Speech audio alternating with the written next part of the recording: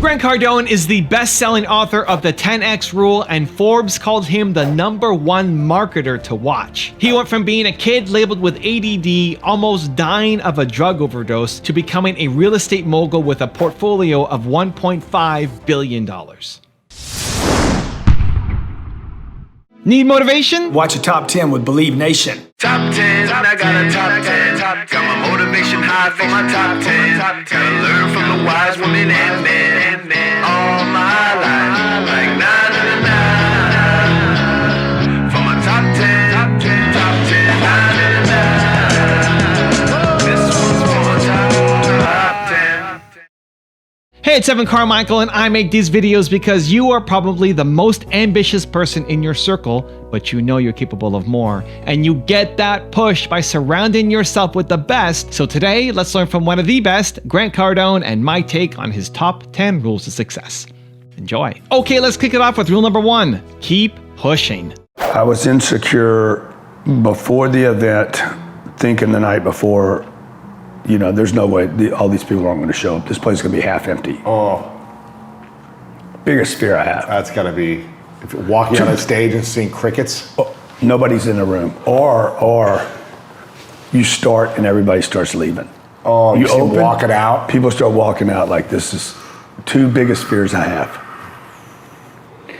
So that was scary all the way up to the night of the event. Like, I was terrified, fearful, like they're not going to show up. Then even once we did that, we have a room a third the size of last year. I have worried every day since the last event whether this one will work. Really? Yeah. Why? I don't know, man. I know how hard they are. Yeah, it's hard to get people to show up. And I every just, year. even when we're sold out, well, I'll keep pushing. You keep selling. Yeah, because I don't trust the numbers. I don't trust that people will show up. That's the 10X rule, though. The 10X rule says, look, you don't stop when you get there. You keep pushing. And that way the place will be full. Rule number 2, share your light. I look at some of my contemporaries, some of the top speakers in the world, and predecessors, some of the guys that went before me. They didn't have companies, and they didn't have anybody else with a light, with a star. Mm-hmm. And one of the things I wanted to do was I didn't want to be the only star in my universe. If you notice, and maybe you don't, but my wife does. She's like, I've never seen anybody share the limelight as much as you do. Yeah. She comes from Hollywood, so she knows it's very hard to get the light off the main star. Sure. Dude, I want it on other people. I was doing a gig in Oakland, and the guy running the gig, who's been around the top like A-listers in the world, he told one of my people, he told Ryan Secco, somebody asked Ryan to sign an autograph, and Bill went up to Ryan and says, don't do that when Grant's here. Because Grant needs to be the star. And I told Bill, I said, bro, I want everybody to be the star. Right. I want everybody around me to be a star. Okay? The more stars I got around me, the brighter my universe gets. Absolutely. And so that's strong. And I'm not worried about anybody outshining me. Well, let's all shine. Right. So I got Jared, Sherry, Steve, Dave Robards, Mike Bonnet, Ryan Secco. Like, I want more. Rule number 3, ignore haters. Nobody's got more haters than I. No, but it stops a lot of people and it doesn't stop you. Yeah, because I it's a different, for me, like, I understand that if you're going to get success, you're going to get the haters. That's the price. Well, one of the costs. That's one of the prices. Yeah. Okay. So because it goes back to what I said earlier, all haters. First of all, we should not admire haters the way we do. We even call them haters. They're not haters. They're quitters. They're quitters. All haters are quitters. Like, this should be the title of your thing. All haters are quitters. Yeah. All haters. Yeah. All haters. Yeah. Including me. Anytime I hate on something, okay, yeah. I quit on that thing. Like, I hate drugs. I quit drugs. I hate drugs. I hate people that use drugs. I don't trust people that use drugs. Like, no drug is safe for me. And I believe that no drug is safe for other people. Now, some people are gonna be like, no, I'm using cannabis recreational, it's cool, man, and I use psychedelics and I do this. Good, dude, I hate drugs. I wanna make it clear, I hate drugs. And I hate drugs for you, and I hate drugs for him, I hate drugs for everybody. So I can be wrong, but right now, I'm gonna hate drugs. Why? Because I quit drugs. Now, if you're hating on Grant Cardone, and I hadn't done anything to you, I'm over here minding my own business, or building my own business. Micromanaging my own business so it grows. So if I'm doing that, okay, and you're hating on me, why are you hating on me? He uses social media too much. These are every example I go over. It's because you don't use it enough. He works too much. It's because you don't work enough. He doesn't spend enough time with his kids. You don't even have kids. Like, I got people hating on me because I got my kids on my plane. Oh, you're gonna ruin your kids. If I'm gonna ruin my kids, I'm gonna ruin them private. So what are you quitting on? It's very, very important for me, like when I hate on somebody, I need to understand, did I quit on something? Or am I legitimately hating on this person for a reason? Because I'm trying to make a statement publicly. And there are people I publicly hate on. And why do you do that? Because I want to make it clear that they should not be doing business with this person. They should not be admiring this person. They should not, like, as an opinion leader, I think I have some responsibility to tell people, you don't want to follow that. If you're going to follow him, don't follow me. Yeah. You can't follow both of us and think that you're going to get any place, which is a huge problem today with social media. Rule number 4, lean into your fears. What do you think it'll take for you to get over insecurity moving forward? I'm not trying to, man. You're not trying to? I'm not trying to. I thought you said if you could get rid of it, you'd be able to do bigger It'd be deals. unbelievable, but it's not a target I have. Letting go of insecurity. No, I think it's just a human condition. I think it's part of the game. I think it's part of being a human being any more than I want to get rid of my arms, or my legs, or my arms and my legs. My body is a limitation. Yeah. So. How do you manage it better then? Like for people that are saying, I want a 10X, but I always have insecurity and fear that I'm going to fail, or people are going to show up, and the deal's I'm going to go broke. How do you personally tell the conversation to yourself, to the insecurity and fear? Yeah, it's not stop, it's come. For me, fear, the things I'm scared of, I'm like, come on. It's calling me. It says, hey, come play over here. It's an indicator. It's a good indicator, not a bad indicator. Lean into it. Lean into it. Come play with me, okay? So I either have fear because it's really dangerous, it's stupid, or like physically dangerous. Yeah, like I'm gonna get to the edge of this thing. I'm gonna get on the other side of that thing. I'm probably gonna be scared. Yeah. Now, why am I gonna be scared though? Like, because I don't know what it feels like to fall, this many floors and hit. Yeah. Maybe it does. Maybe there's no big deal about it. Maybe dying's not even a big deal. Right. But I don't have the experience. I don't consciously have the experience. Mm-hmm. So, I used to be like, I can't buy a $78,000 house. I was terrified the first house I bought. I don't know what I'm doing. Because you didn't have the experience. I don't have the experience, man. Yeah. This is the problem. And you're not going to have the experience if you don't move through the fear. Mm-hmm. And a lot of people do it once and then they don't do it again. You got to it's not going away.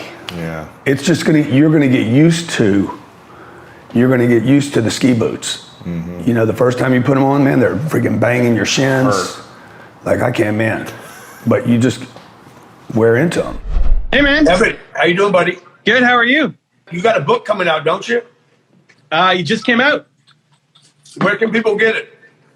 Get it on Amazon. Easiest spot. Built to serve. Right there. Let's go, man. If you guys don't know Evan, follow Evan Carmichael. He's got a new book out, Build to Serve. Go grab it today at Amazon. There's a good dude right here. Rule number 5, invest your money. In the business, we've got great cash flow reserves. Yeah, that's awesome. And do we take it out? What for? Have you? How much of those? For risk. For what risk?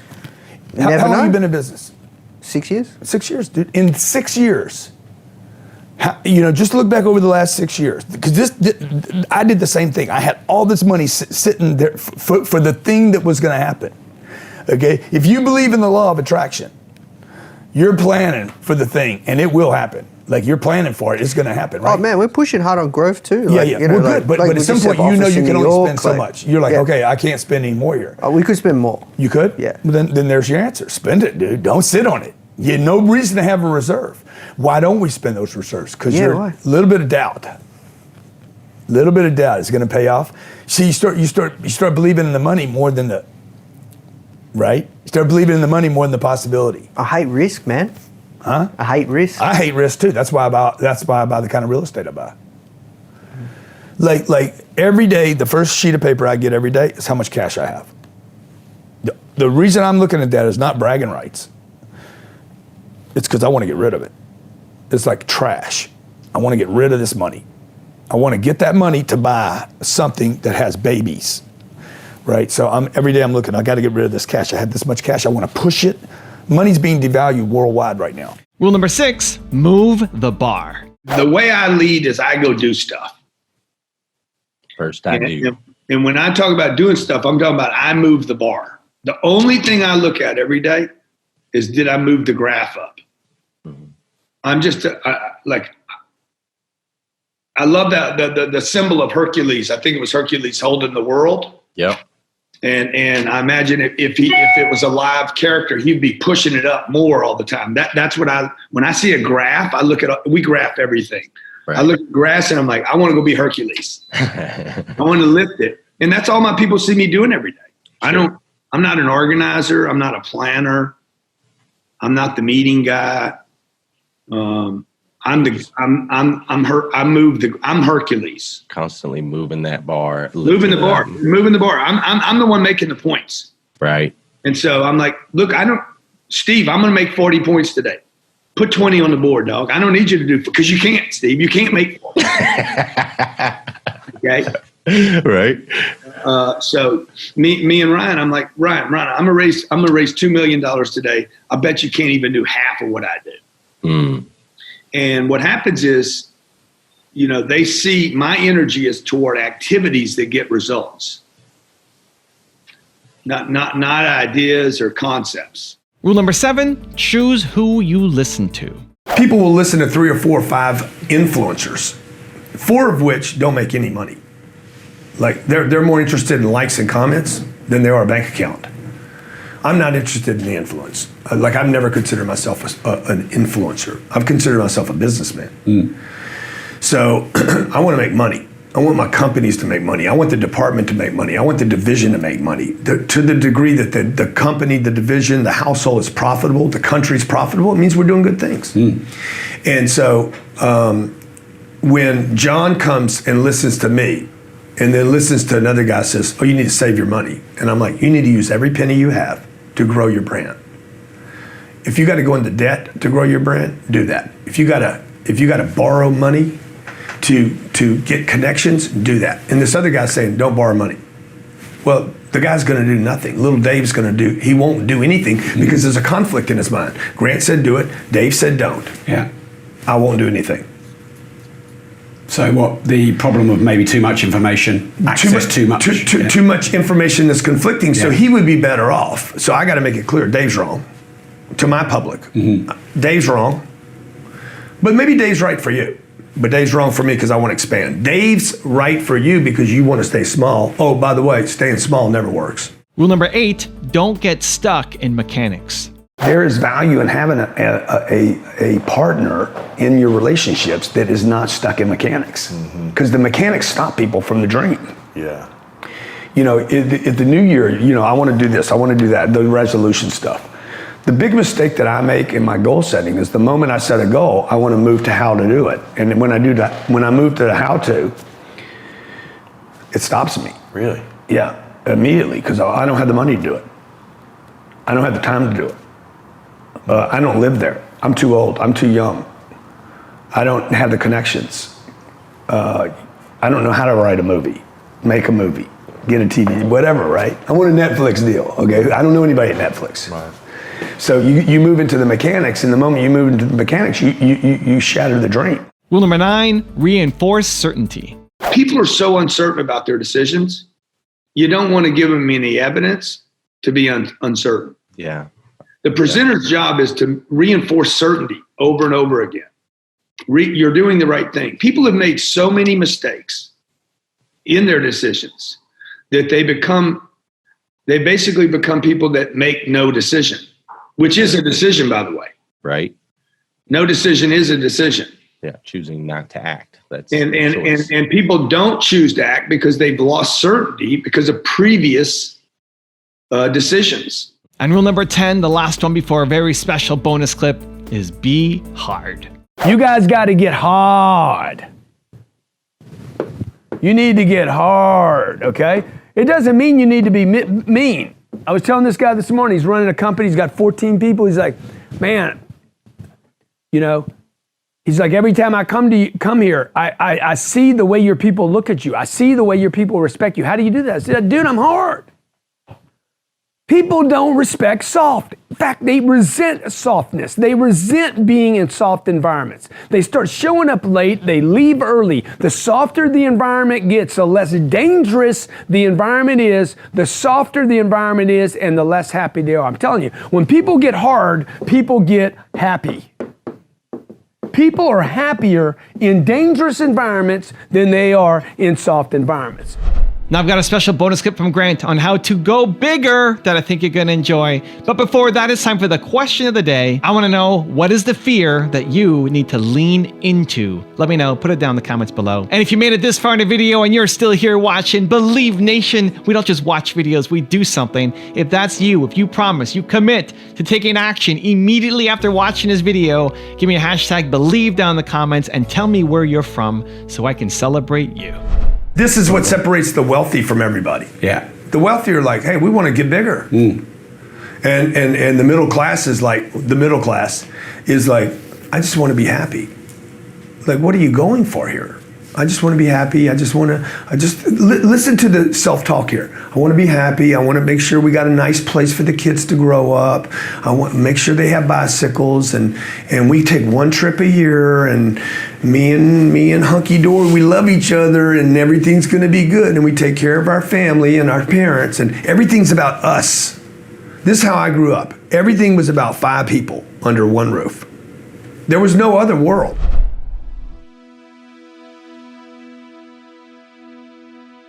If you want 10 more awesome rules from Grant Cardone, check out the video right there next to me. I think you'll enjoy it.